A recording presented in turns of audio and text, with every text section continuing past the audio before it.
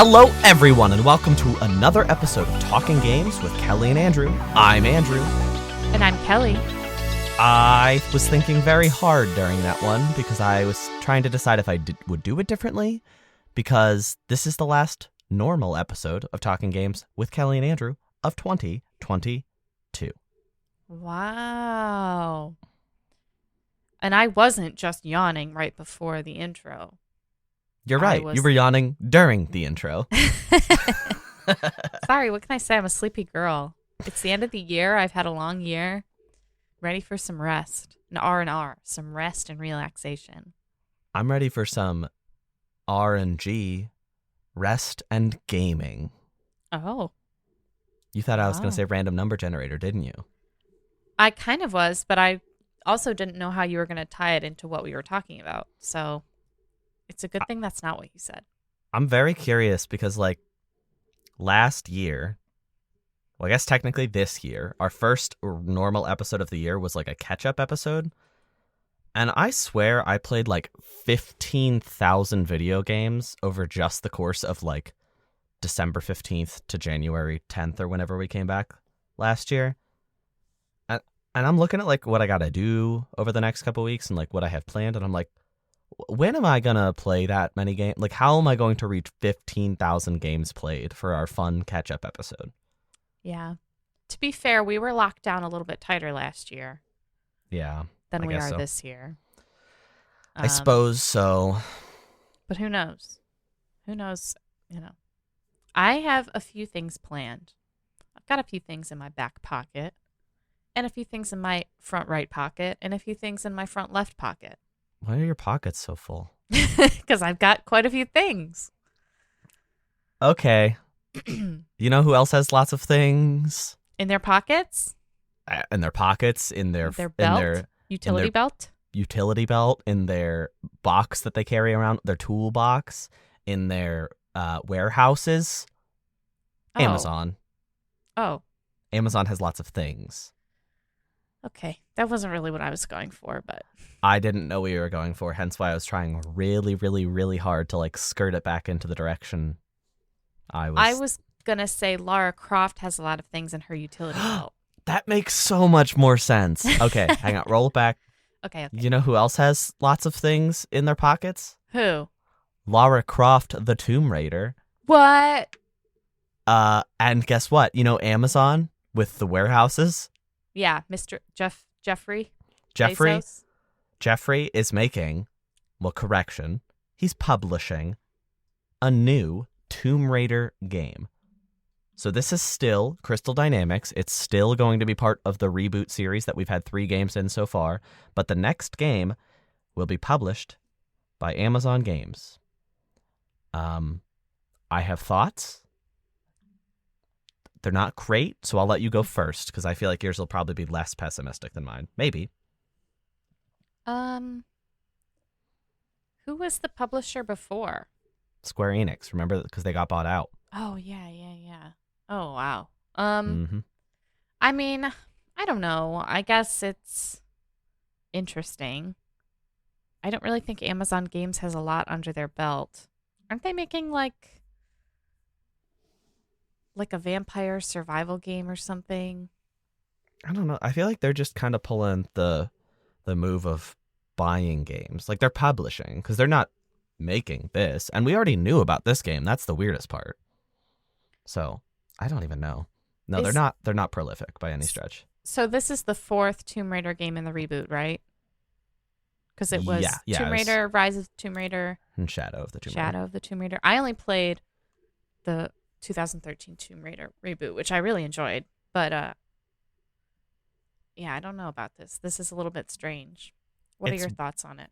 It's so confusing to me, because part of the Embracer acquisition of Square Enix, the Western Square Enix branch, was specifically getting the IP for Tomb Raider. So why is somebody else publishing? Why is this not Embracer published? It feels that's so weird to me. And it feels like one conglomerate just being like, hey, a larger conglomerate, you can borrow this thing. And I think there's enough conglomerates in video games. We don't need Amazon stepping in and being like, actually, now we're publishing things you do care about. Yeah, definitely an interesting direction. I'm not really sure what the like public reception to the reboot has been other than the first one. People enjoyed, but I didn't know what the reaction was to Rise and Shadow. I know it sold Hedgehog. drastically. Shadow, what the hedgehog? Well, I know that Yeah, Shadow the of the Hedgehog, the Hedgehog Tomb of the Raider, Tomb Raider. Shadow the Hedgehog of the Tomb Raider. I know it sold way less than they expected because Square Enix's Western branch tended to way overhype what they expected from sales. But that's all I basically know about this new series. And that she's in Fortnite. I did know that. She's I've hitting been the gritty as we speak. right now, somewhere. In I don't know the new maps at all. There's only one map. The new map. I don't know the new map at all. I have been playing Fortnite a lot over the past couple weeks. We don't need to talk about that too much because I am ashamed of that. It's fun But- now. The no build mode is fun. What's the castle called? I don't know the names of anything. Oh, okay. I play alone, so like I don't have to communicate about where I'm going. So I don't know the names of anything. I just run. I don't look at the map. I just run. You don't hit the gritty and then run? No, I don't hit anybody except my opponents with some gnarly shots. Oh, wow. I've won some games. I got the Doomslayer now. That's good. Don't judge me. I have not spent real money. I just have like gathered enough V-Bucks over the course of my playing on and off that I could afford the battle pass without paying real money. So I got the battle pass. He's lying, listeners. Why would I? What a weird thing to lie about that would be. I bought the Doomslayer for him as an early Christmas gift. You, Kelly, now you're lying, and I'm gonna call you out because you can't even buy the Doomslayer. Oh, You I can bought the only game get pass. The battle pass. I I don't even know where I am. Everybody's okay? gonna get mad at you. You need to run from this story. We're not even talking about Fortnite or Tomb Raider anymore. We're just talking about Fortnite. That's true. Fortnite's fun to talk about, okay?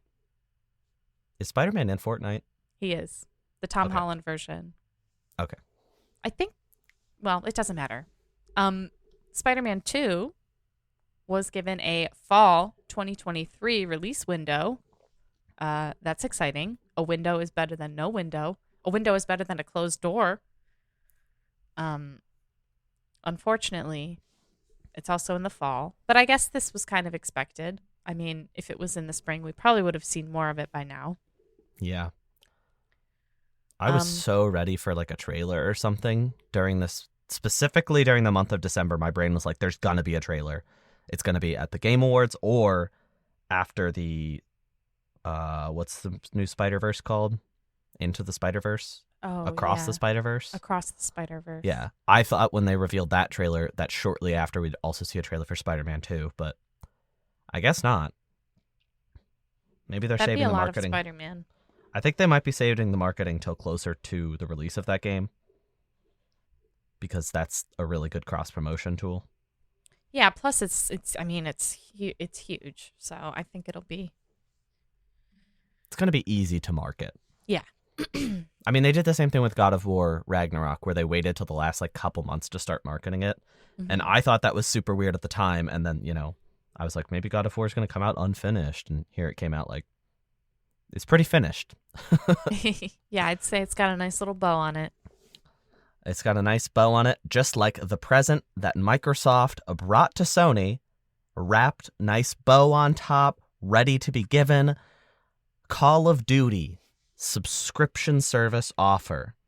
Microsoft went to PlayStation and said, if we acquire Activision and you don't fight, we will agree to include Call of Duty on your subscription service. So that would be PlayStation Plus Premium, I presume, or Extra. I don't know, just not the base one.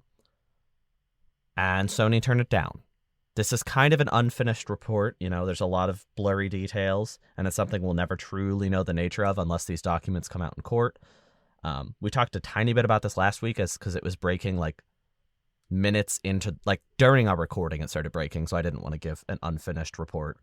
But this is wild to me because Sony is so petty about like the Activision acquisition, that they're like being offered a really nice deal, 10 years, presumably of Call of Duty included for free on PlayStation Plus, which would definitely pull people into, one, PlayStation Plus, and two, it would keep people in the ecosystem that maybe were thinking of leaving for Game Pass, which would include Call of Duty, obviously.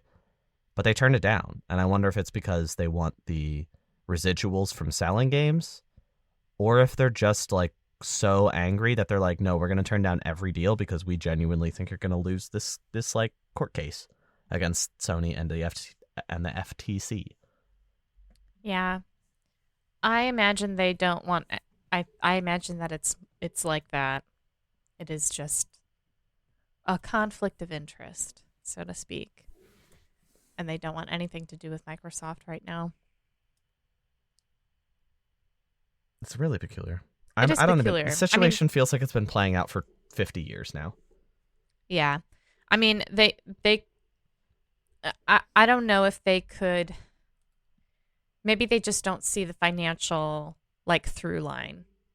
Even though having Call of Duty on Premium Plus or Premium would be like a huge boon for them. It's also I think people generally who play Call of Duty probably buy it anyway. Do you know what I mean? Maybe they just don't see the financial, they don't think it's worth it. Because if you're playing it on PlayStation, you're playing it on PlayStation. And you'll do it for money. We'll never know how it would work out since it didn't happen, Yeah. The girls are fighting. Andrew, have you ever wanted to go to the land of Mario and Luigi and Yoshi? Yes. Okay, well, I have good news for you. Because Universal Studio Hollywood has announced that Super Nintendo World is opening on February 17th, 2023. So that's about 2 months from now. Are you telling me that my Christmas gift is that you're going to take me to Hollywood so that we can see this? Is that what I said? Sorry, did I misinterpret? Just kidding. This would be fun. But yeah, this was announced a couple days ago. There is already a Super Nintendo World in Japan, but this is new for the United States. There is going to be an AR Mario Kart ride. There's going to be a Toadstool Cafe, and then a merchandise store. I imagine there's going to be lots of fun characters to meet. It is not going to have Yoshi's Adventure Ride, which they do have in Japan, but crap. Yeah, it's okay. But they also said that they are planning on doing a Super Nintendo World in Florida, Universal Florida, which would be better because it's a shorter trip for us people up here in the north. It's definitely a lot more affordable. Not that it's affordable, but it's more affordable. Yeah, but the downside is you have to go to Florida. I don't want to insult our Florida listeners. Florida sucks. Sorry. It's just so hot, and you get sunburnt really easily. It is cool seeing the alligators, but there's lots of bugs. Yeah. But there are little lizards too, which is cool. Anyway, this is exciting. I would love to go someday. I'll go when it's in Florida. We'll go. We'll go as a team. Yeah, we'll expense it to the company. Credit card. To the company credit card. Can I get a company credit card and then just not pay for it because I'm not the company, I'm me? I think you might get in trouble with that, but I won't stop you. It's your right as an American to do whatever you want. Okay. Well, and then I'll go to jail for it. I'll open a company credit card and we'll figure it out. It's not like anybody else relies on us for publicity or sponsorship or anything. Yeah, certainly not any esports organizations out of Pittsburgh, right? No, none of the. I don't know any of those. Actually, I do. Oh. Have you ever heard of Sentry? Oh, yeah. Oh, I love those guys. Yeah. Right. You know them. You know Sentry. And this week, they wanted to send you all the best and wish you a happy holidays. The audience can't see you pointing. Well, I pointed, so. They were very nice and very kind enough to say that they look forward to a new year of talking games. And we want to say thank you, Sentry, for an awesome year of co-sponsorship. We were lost without you. We were unmoored at sea without you. And having your co-sponsorship has grounded us and has made us whole. So thank you, Sentry. I really wanted you to lead into like a Sonic joke because that's all I tortured Sentry with those for the last, 6 months? Yeah, I'm sorry. I don't have any. I already made my one Sonic joke allotted for this episode, so. Yeah, that Shadow one was pretty funny. Sorry, Sentry, that we wasted our good Sonic joke on Tomb Raider and not you. But sorry, guys. Thank you, Sentry, from me as well. We both appreciate you greatly. I do more, but. Oh. Just kidding. Kelly, Sorry. here's the deal. Kelly, here's the deal. Okay. 2023 is right around the corner. We're both I'm very excited. Are you very excited? Yeah. Why don't we take a minute, give the audience a treat, and have our 2022 Game of the Year special? I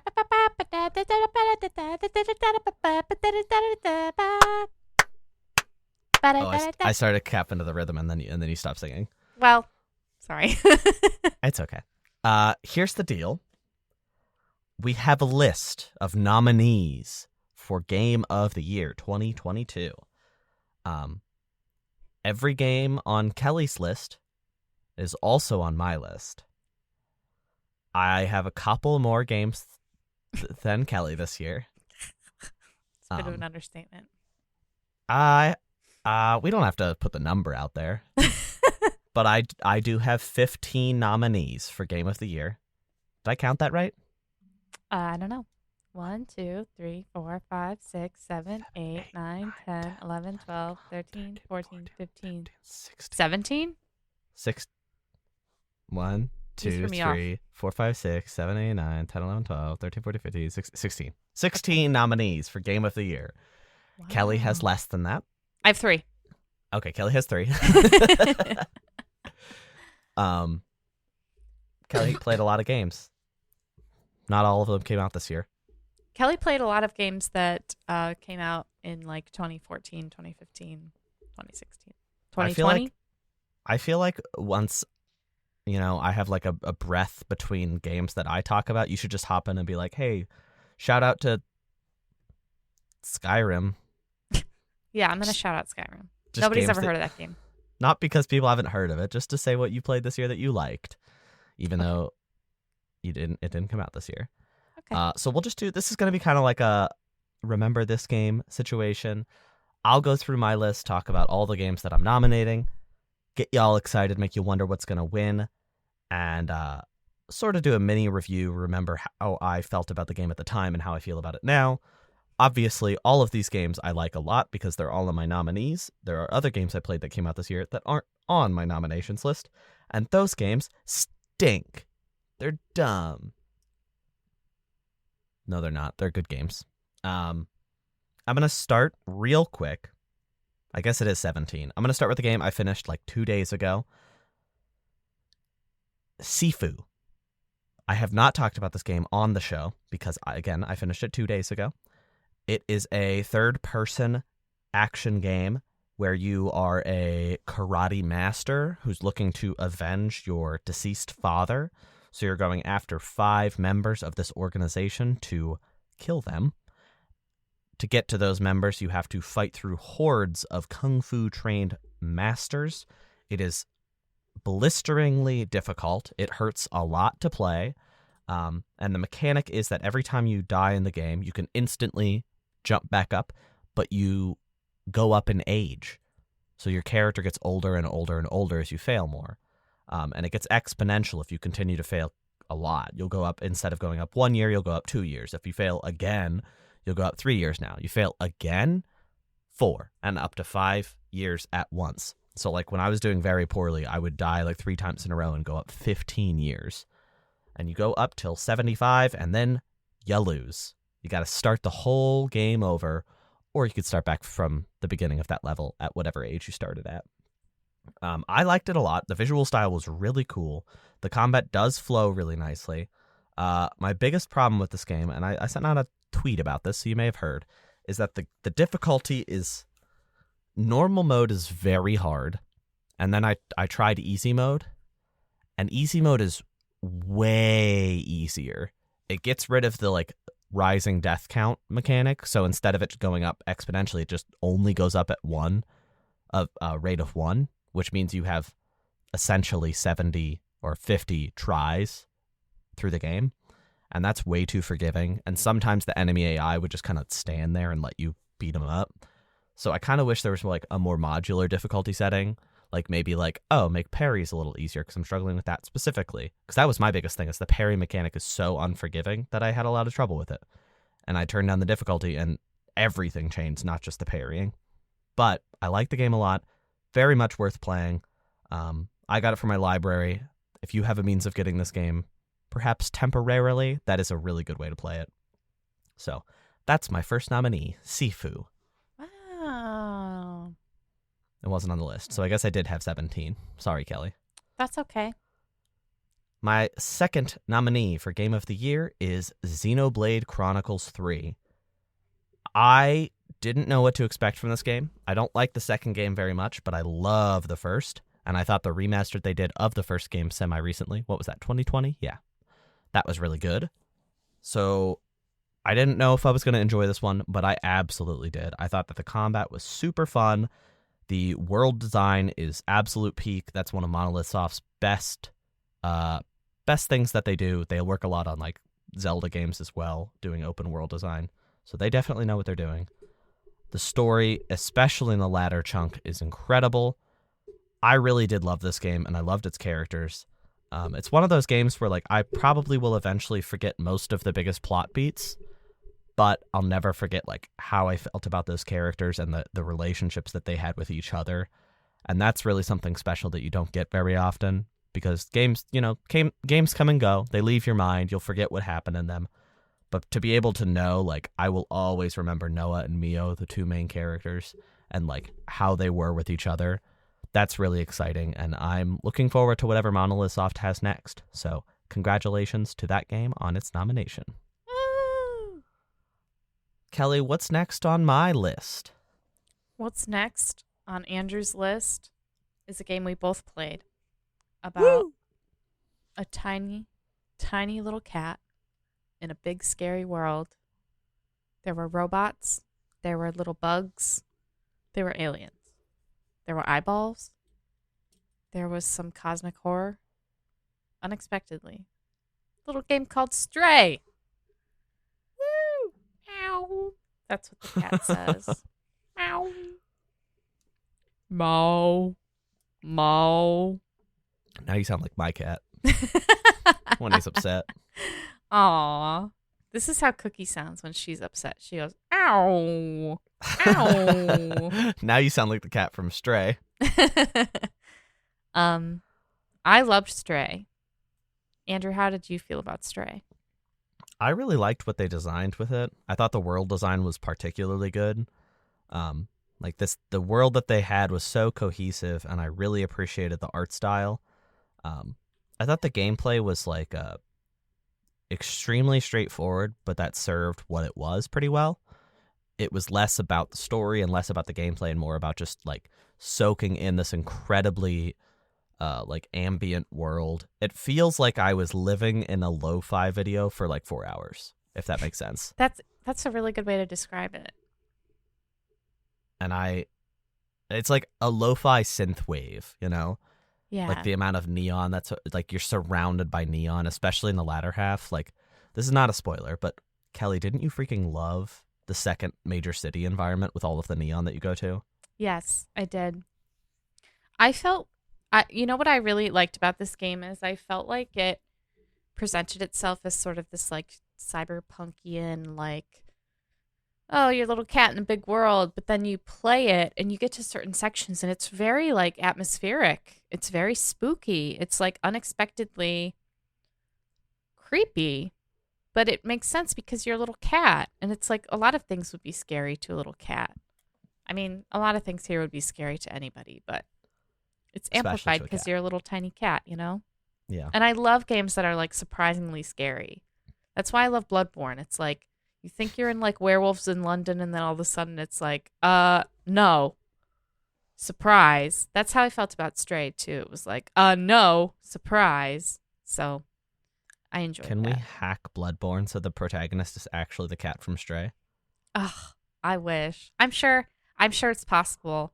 Those Bloodborne modders, they're They're not really determined folk. modders, but they crack it and then they do all this weird stuff to it. Sure, they could Yeah. put the stray cat in there. Let's ask him. Okay, I'll get him on the line. Well, while I wait for you to get them on the line, I'll jump into my next entry for Game of the Year nominee, Pokemon Legends Arceus. Arceus? Arceus. How many times? Arceus. I think it's different every time, and they wanted us to. Like, I say it different every time, and I don't even remember what I said last time. I really loved what this game did to the Pokemon formula. Don't get me wrong, I liked Scarlet quite a bit, but I think Legends just had something special for me specifically, because my favorite part of Pokemon is always filling the decks, and this game does that completely perfectly in a lot of ways. It's basically just a giant checklist game, and I think the world was really well made. It kind of came at a perfect time where this was what I was in the mood for, and that's why I acknowledge that maybe this game is, maybe it's not as good as Scarlet Violet, and also maybe it's not perfect, but because of the time that it came out, it ended up serving me really well, and I love, this game feels nostalgic for me now, which is crazy. It's one of those games that feels nostalgic less than a year out. And it also is surprising because, like, this, I don't want to say anything bad about January video games in general, but a game like this getting shuffled to January instead of a November release date, it could be concerning. Like, is this, they put out Brilliant Diamond Shining Pearl as a holiday title, and then they push this to January, and I'm like, ooh, if you were more confident in Diamond and Pearl remakes, why is, like, what is this game going to be, you know? But I don't think that they thought too hard about that scheduling. I think it just happened to be January. So I loved this game. I really appreciated what it did for Pokemon. My biggest thing is I pray that they learn from the best parts of this game for what comes next. And I know I've said that a lot with, like, Scarlet Violet as well, but that's really how I feel about this game. I feel like it was an amazing start point. Did you did not finish this game, correct? You just played it? I just played it. I enjoyed it. I kind of didn't feel as compelled as you because catching Pokemon is never my, like, favorite part of Pokemon games. I like sort of building up my team. Like, I'm very picky. But I can understand the appeal of this game, and I think it was cool that you could, like, it just felt like a different arena because you get in and then you start exploring, and all of a sudden you're, like, running from Stantlers and stuff, or the Stantler equivalent, and or a bear. yeah, or a bear. So it was kind of interesting, and it felt a little more. I won't say the writing felt more mature, but it felt like an elevated Pokemon game. Yeah. Not more mature, but, like, elevated. Good for the older crowd, such as myself, who's been playing Pokemon for a very long time. Don't give your age away. I'm 200,000 years old.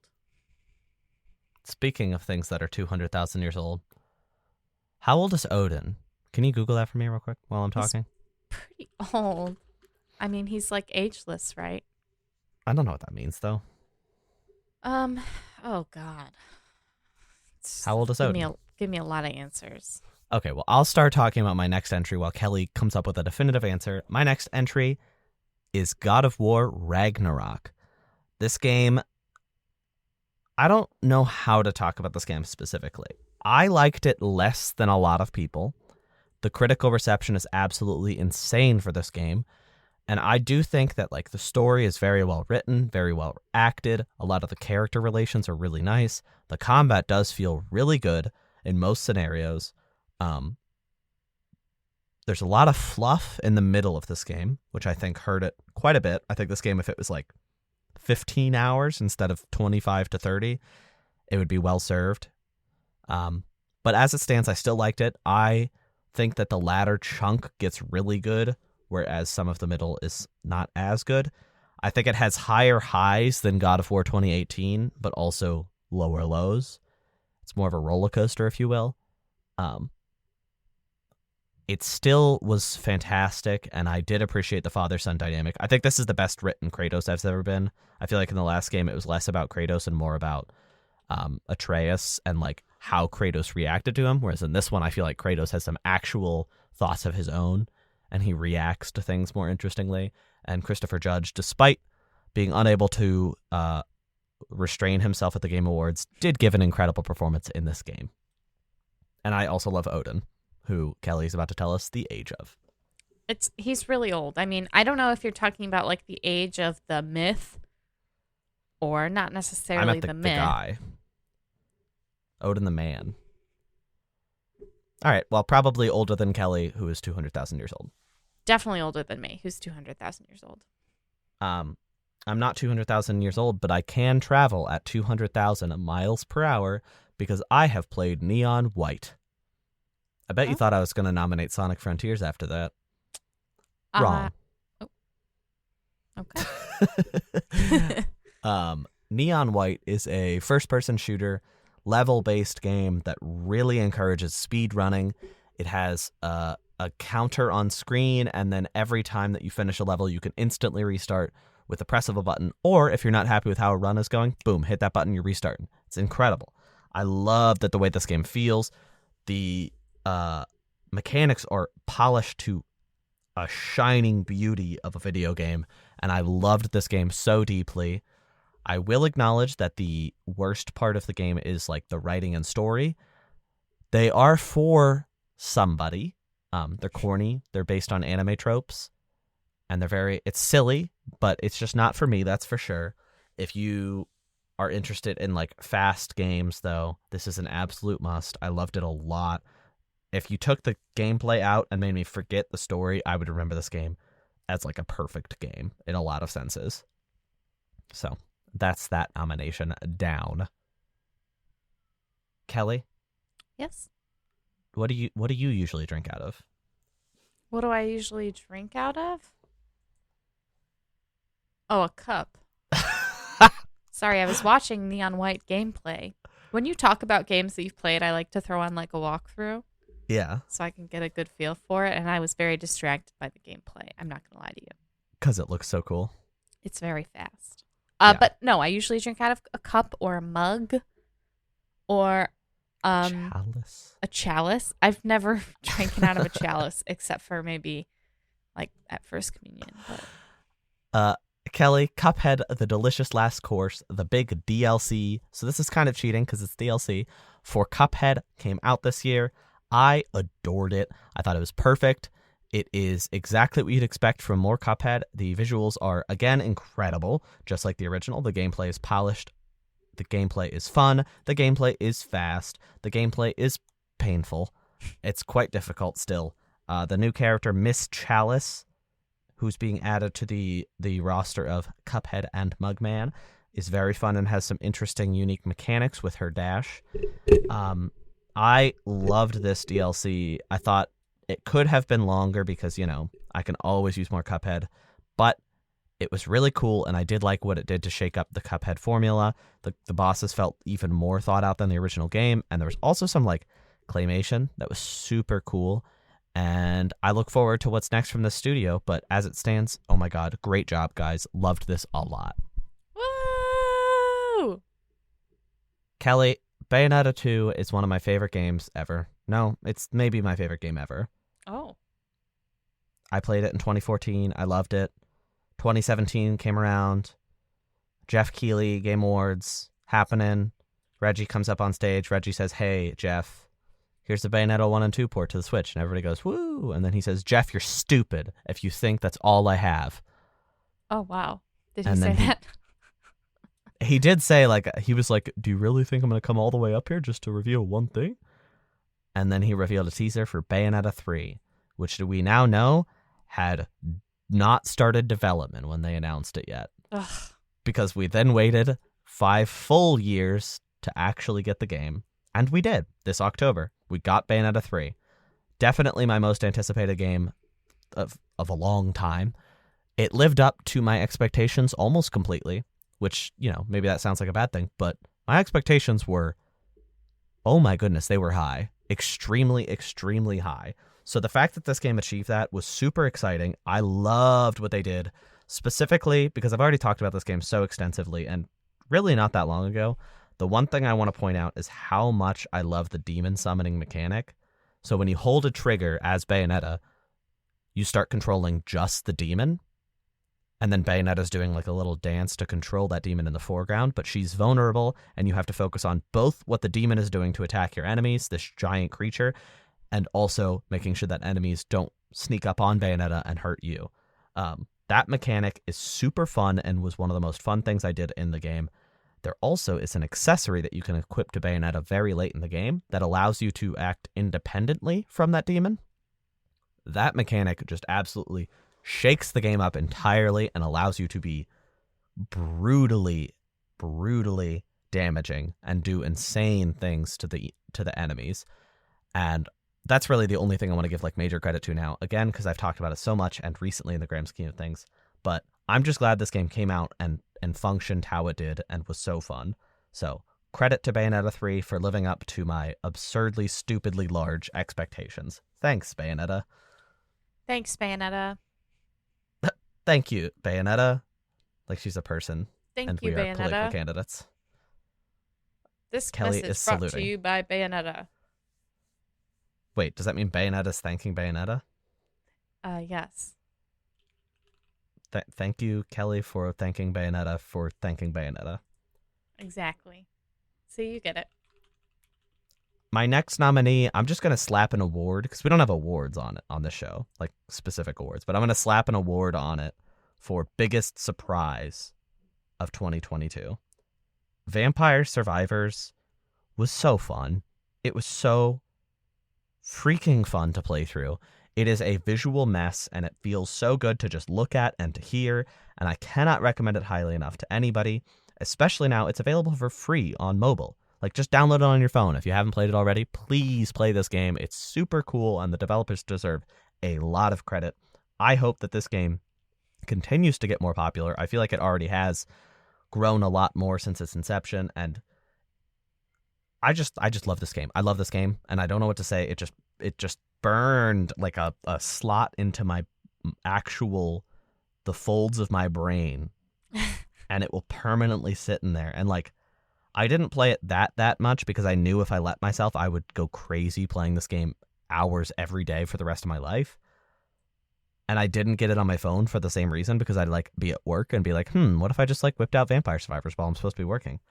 But as it stands, oh my God. This was like probably the worst review I'm doing of this entire episode, because I'm just saying, oh my God, a bunch and saying how cool it is. But it is so cool. Oh my God, guys. It's incredible. Please give this game a shot. If you want to play on console, it's free on Game Pass. It's also very cheap on PC, and now it's free on mobile. So definitely give it a try if you haven't already. That's Vampire Survivors. Woo! Kelly, I'm passing the baton. The baton's yours. Baton is yours. Go. Oh, wow. Well, don't go fast, though, because we're not racing. Okay. So the baton analogy isn't really working. Okay. Gonna have to workshop that one. Gonna have to put it through training camp. Okay. I was wondering how you were getting back. The next game on both of our lists is Fire Emblem Warriors 3 Hopes, which was the Fire Emblem Warriors game that came out this year, that explored an alternate path, one where you play as Shez, who has terribly saturated purple hair. Just kidding. It's not that bad. It's not that bad. It's a joke. I love the purple. It would be nicer if it was like lavender. Can you imagine? That'd be so cute. It'd be nice if you could just choose. Yeah, nice. Yeah, I agree. But yeah, obviously this is a different direction for, well, it's not necessarily a different direction for Fire Emblem because there have been Warriors games before in the series, but the using the Three Houses cast was sort of interesting. Um, Obviously, a lot of divergences from canon, like in the story, so that's kind of cool. The gameplay is very fun. It's very quick. It took me a little while to get a get a handle on it, get the hang of it. But once you do, it's a lot of fun, and a little bit addicting because you're like, I can do this. I can do this. I can do this one now. Um, but yeah, I enjoyed this game. I think it is, for me, who typically wouldn't go for this type of game, I ended up enjoying it a lot more than I thought I would. Partially just because it's a cast of characters that I enjoy, and that I already know. So I think that helps. But yeah, Andrew, what did you think of Fire Emblem 3 Hopes? I agree with everything you said. I think the only thing that I'm different on is like you were explaining, like, oh, like it took me a minute to like get into it, but ultimately I stuck to it because of the characters. I agree, but I had that exact experience like 2 Warriors games ago because I played Hyrule Warriors Age of Calamity in 2020, and then I played Persona 5 Strikers last year. And I now know, like, if you put a cast of characters I like into Warriors games, I'm going to love it. So second I see that that's announced, I'm like, I'm in. So I knew going into this game I was going to feel that way. So I kind of feel like I had the same experience as you did, but I had mine in like November of 2020 and you had yours this year with this game. Yes. I really liked what it changed with the series, and I thought it was super cool. I also I think Shez was a better protagonist than Byleth because they talk a lot more. Yeah. Have a personality. I ended up liking that character a lot, which is really cool considering I assumed they would be like a blank slate. So yeah, that's another nominee. Fire Emblem Warriors, 3 Hopes. There's 3 of them. 1, 2, 3 All hopes. 3. I was less motivated to play it 3 times than the original game. Yeah. I don't think it did as much to make it interesting. Yeah. But even the original game, it can get kind of exhausting by the time you're like on your 3rd playthrough, which for me was the Black Eagles. I was kind of like, whew. Yeah. I wish there was a more streamlined way to replay. Yeah. So my next entry is sort of another cheat because Inscription did technically release last year, but I don't have a PC and it released on console this year. I thought Inscription was an absolutely incredible, super special game. I don't want to say a lot. I'm going to leave this one pretty unspoken because I think this game is subversive in really interesting ways. If you must look stuff up, only look at like a basic trailer. Don't look at any long-form gameplay footage, and be careful even looking it up because there's a lot to be spoiled and a lot of interesting stuff happens in this game. Play Inscription if you haven't. It's a card-based roguelite, but it's also so much more, and I don't want to say much more than that. But it is very high up on my list, and it is nominated for Game of the Year. So let it be let that be it. Let that be what convinces you to play Inscription if you haven't already. Kellie's so excited that she punched her microphone viciously. Yeah, you know me. I love to punch my microphone. Yeah. Other people who like to punch their microphone are the cast members of Triangle Strategy. I don't know. I don't get what I just did. I don't know what that bit was. I'm not sure either. Maybe they just like to punch, not necessarily punch the microphone. I mean, they use swords, but... Maybe they like to punch the... No, I really Triangle Strategy is a new tactics game. I'm sorry for cutting you off, Kelly. A new tactics game from the 2D HD team over at Square Enix. They release games like they're nothing. They just have games coming out every other week now, and they're all incredible somehow. I loved this game a lot. I thought that the story provided really meaningful choices, but not overwhelmingly so. It wasn't like there was a billion choices. It was just a couple paths here and there that were very different from each other. And honestly, as an adult with not a lot of time, I prefer that. I prefer being like, oh, I can, it's 2 choices. It's straightforward. I can just do one, do the other, and be done. Versus games that have like a billion, and I'm like, oh, I don't have time. But that's not a problem with this game. I loved the combat. I thought it was super well designed, and I loved like specifically the mechanics of like terrain were really well implemented in this game, and I loved what I experienced. This team is one of my favorite in the industry now. Like if I see that 2D HD style, I know I'm in on a game now from the get-go. And this game was probably the one that solidified that the most, because I loved Octopath, but between Octopath, Live Alive, and now this game, it's just an incredible team, and I love what they've done. That's triangle strategy. Kelly just did a triangle. Looks like Illuminati on my screen.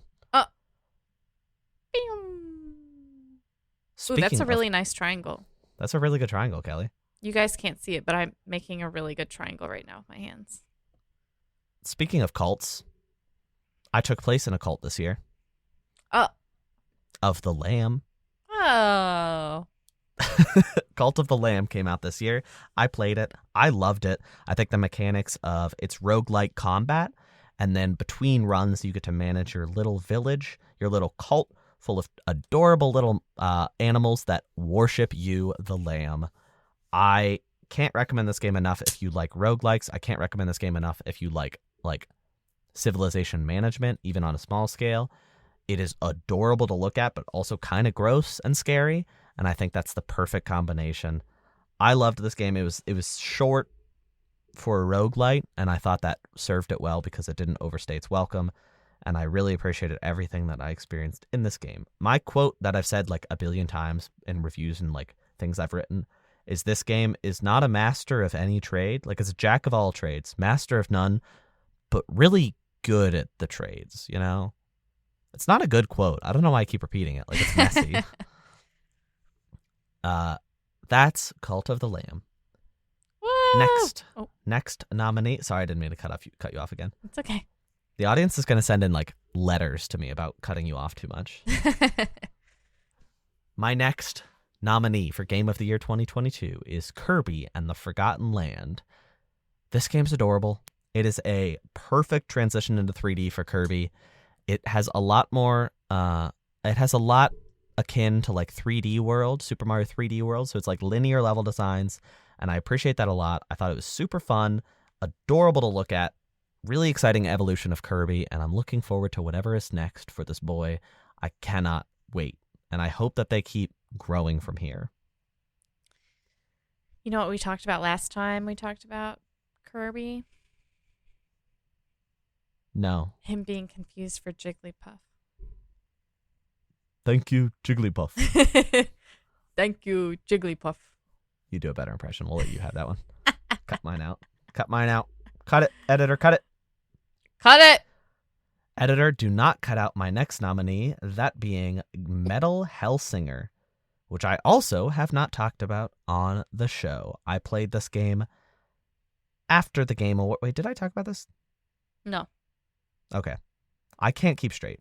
I played this game last week. It's on Game Pass now. Well, it's always been on Game Pass, but now it's on Xbox One as well as Xbox Series X. So I played it finally.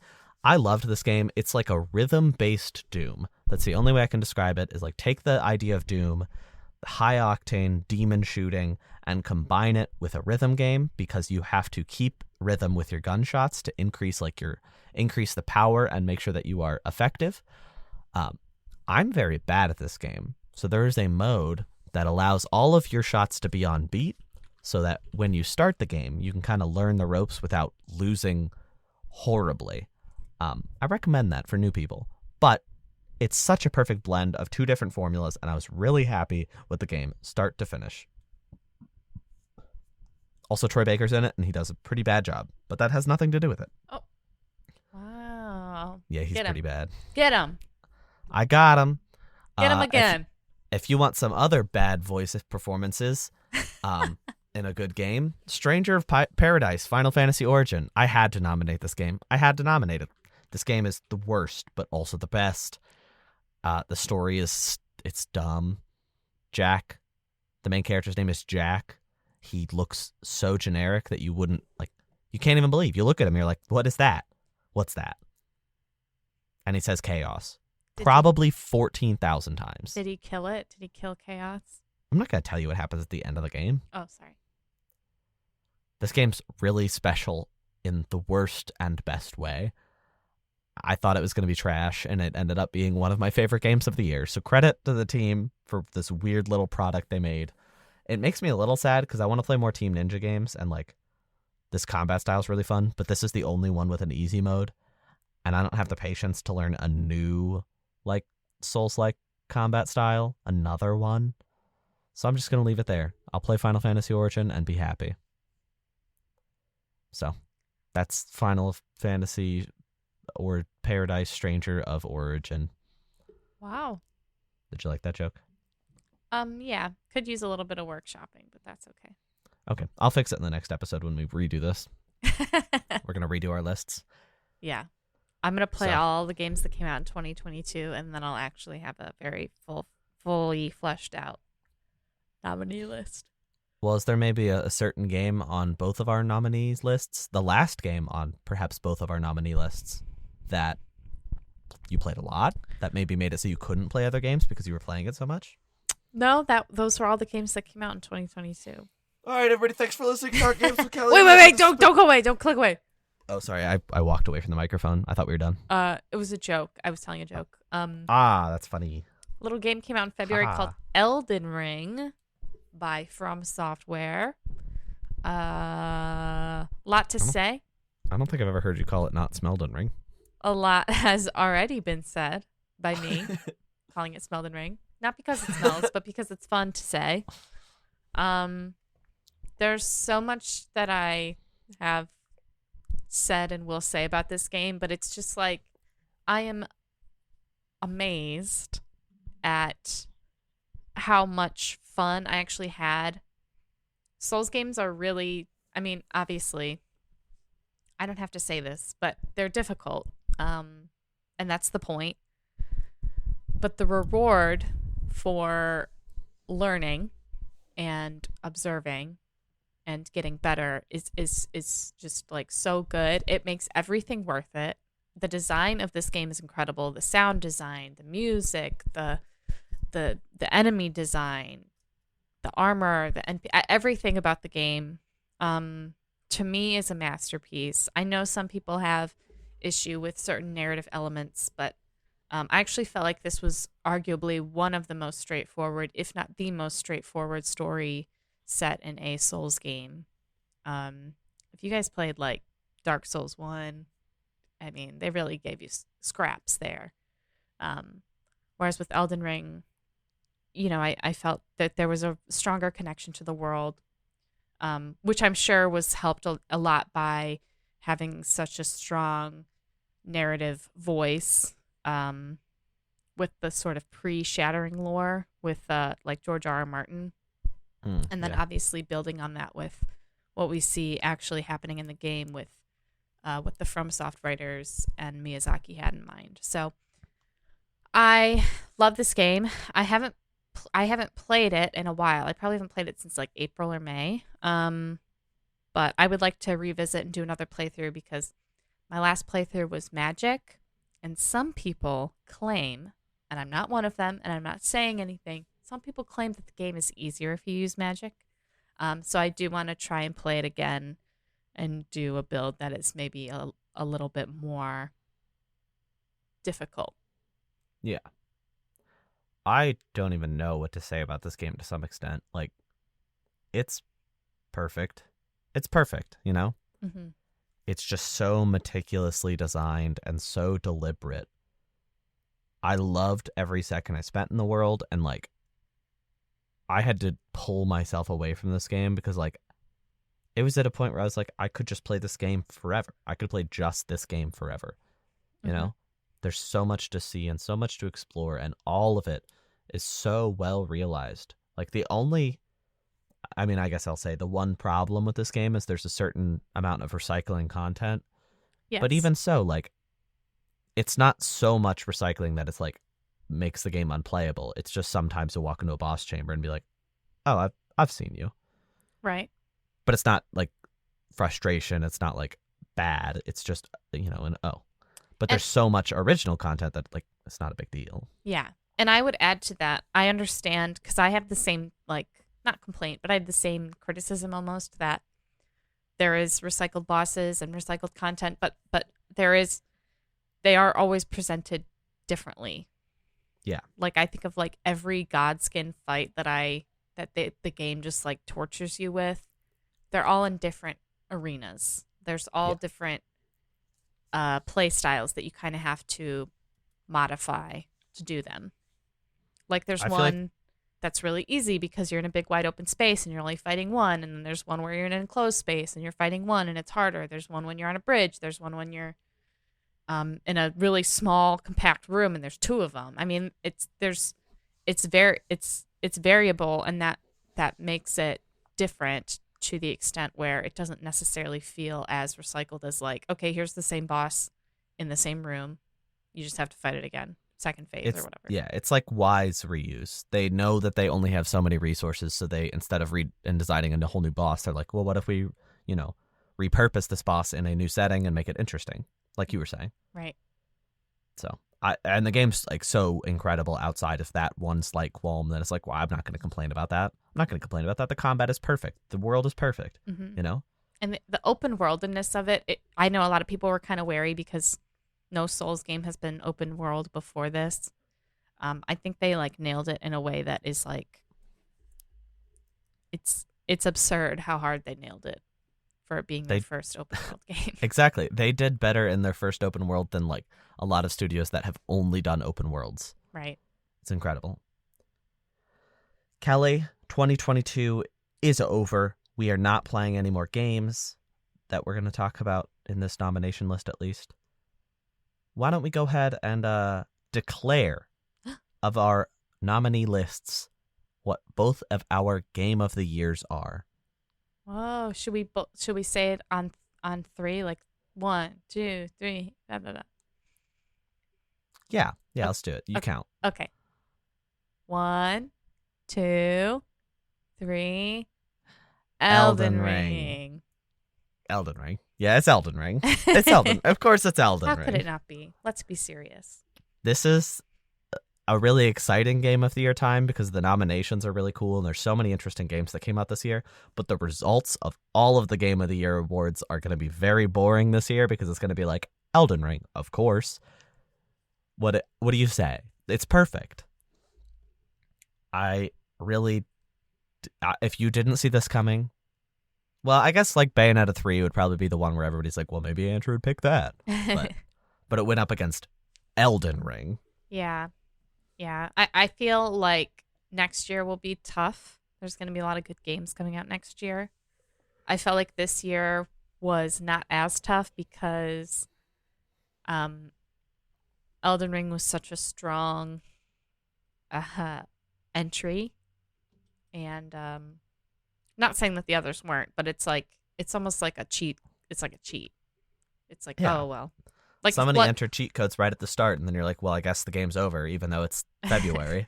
Yeah, like if Bloodborne 2 came out in 2023, that would almost assuredly be my game of the year. Because it would be Bloodborne 2. Blood harder. Well, tune in 2023 in 1 year to hear what Kelly's game of the year is, and if it's gonna be Bloodborne 2. What'd you say? Blood harder? Blood harder. Yeah, well, we'll see. Maybe it'll be that. Maybe it'll be Dragon Age 4. Ha ha ha ha ha ha. I think we should probably hurry up and wrap up after that comment. Everybody, thank you for a year of talking games with Kelly and Andrew. We have one more episode this calendar year. Wait. What week is it? Did I just lie to you? No, we have one more episode this calendar year for you after this one. Sorry, I got confused. And then we'll have another special the first week of January. I will reserve my big ol' end of year thanks for next week. But this is the last normal news reporting episode of Talking Games for 2022.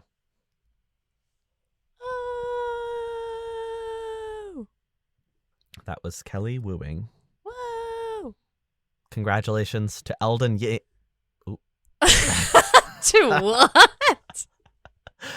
It's the end of the episode and I just completely flubbed my line and it's not even written Elden down. Ying. Elden Ying.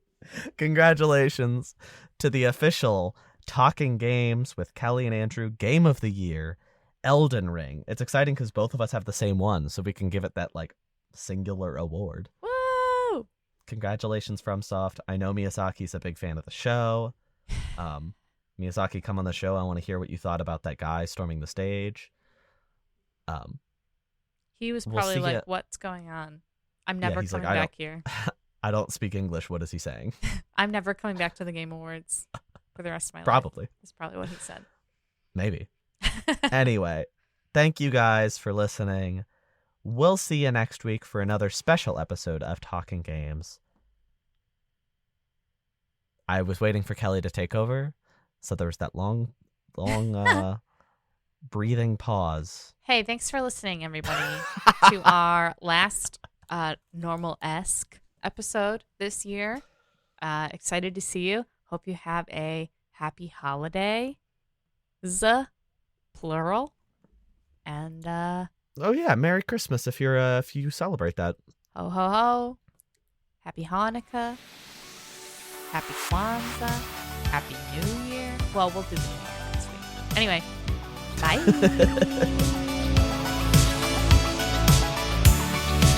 Oh, oh, oh.